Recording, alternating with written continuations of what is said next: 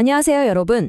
혹시 눈에 보이지도 않는데 완벽한 규칙을 가진 세상이 있다는 거 상상해 보셨어요? 바로 재료의 세계, 원자들의 세상입니다. 오늘 우리는 이 원자들의 비밀을 파헤치는 결정 탐정이 되어 볼 거예요. 자, 바로 이게 오늘 우리가 풀어나갈 핵심 지문이에요. 지금부터 우리는 뭔가 사라진 걸 찾아 나서는 탐정 이야기를 시작할 건데요. 왜냐하면요, 때로는 아무것도 없는 그 빈 공간이 가장 결정적인 단서가 되거든요. 우선 과학자들이 부딪힌 진짜 근본적인 문제부터 한번 보죠.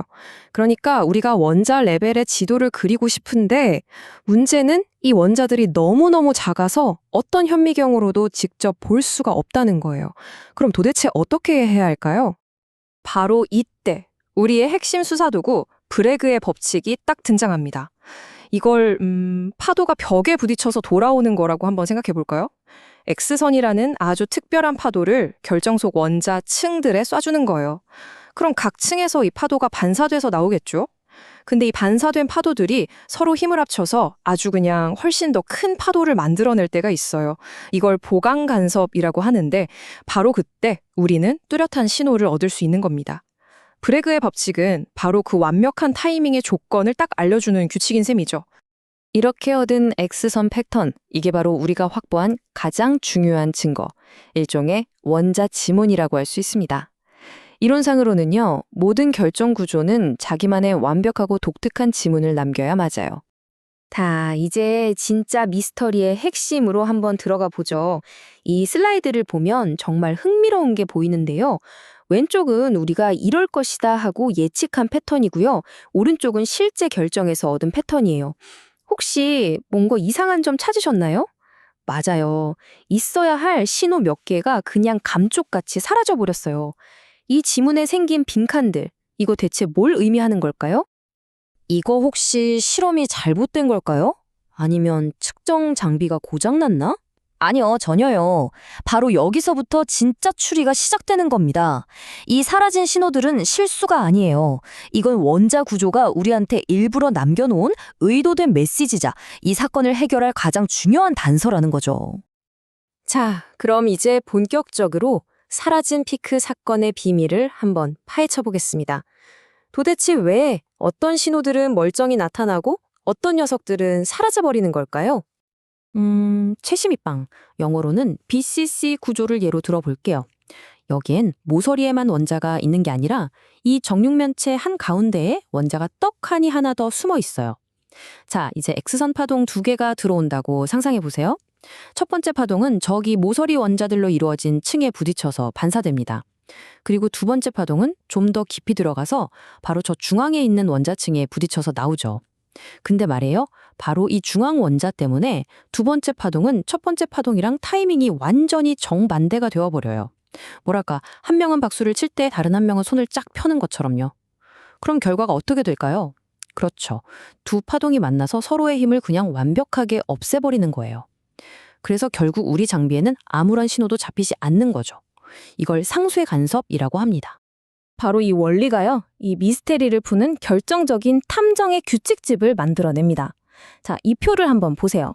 가장 단순한 구조는 모든 신호를 다 보여주죠. 그런데 우리가 방금 본 최심입방 BCC 구조는 H 더하기 K 더하기 L의 합이 짝수인 신호만 남긴다는 특이한 규칙이 있어요. 면심입방 FC는 또 더 까다로운 규칙을 가지고 있고요. 이제 우리는 이 규칙집만 있으면 사라진 지문의 패턴만 보고도 범인, 그러니까 이게 어떤 구조인지 정확하게 콕 집어낼 수 있게 된 겁니다. 좋습니다. 이제 이론은 충분히 익혔으니까 우리의 새로운 탐정 기술을 실제 사건에 한번 써먹어 볼 시간이죠. 자, 우리 앞에 정체불명의 시료가 하나 놓여 있습니다. 자, 사건 해결 과정 저랑 같이 한번 차근차근 따라와 보시죠. 첫 번째, 증거 수집. X선 패턴에서 피크들이 어느 위치에 나타나는지 측정합니다. 두 번째, 비율 분석. 이 위치 값들을 이용해서 가장 간단한 정수 비율을 찾아내요. 그랬더니 3, 4, 8, 11 이런 식의 독특한 숫자 패턴이 나왔습니다. 자, 세 번째와 네 번째 단계는 패턴 대조입니다. 이제 이 숫자 패턴이 우리 탐정 규칙집에 있는 어떤 구조의 지문이랑 똑같은지 찾아보는 거예요. 찾아보니까 이 패턴은 111 같은 특정 좌표를 가진 면에서만 신호가 나온다는 뜻이었어요. 자, 이제 마지막 단계, 규칙집을 다시 화면해 볼까요? 이 좌표들을 보세요. 111은 전부 홀수죠. 209이나 220은 전부 짝수고요. 아하, 바로 모두 홀수이거나 모두 짝수여야 한다는 규칙을 따르고 있네요. 범위는 바로 면심입방 FCG 구조입니다. 사건 해결! 좋아요. 우리는 사라진 피크라는 단서 하나만으로 미지시료의 정체가 면심입방 FCC 구조라는 걸 멋지게 밝혀냈습니다. 그래서요? 이 원자들이 어떻게 배열되어 있는지 알아낸 게 대체 왜 그렇게 중요한 걸까요? 바로 이게 그 답입니다. 1.29 몽스트롬. 이 숫자는요, 천도시에서의 철 원자 하나의 크기, 그러니까 원자 반지름이에요. 아니, 이걸 어떻게 하냐고요?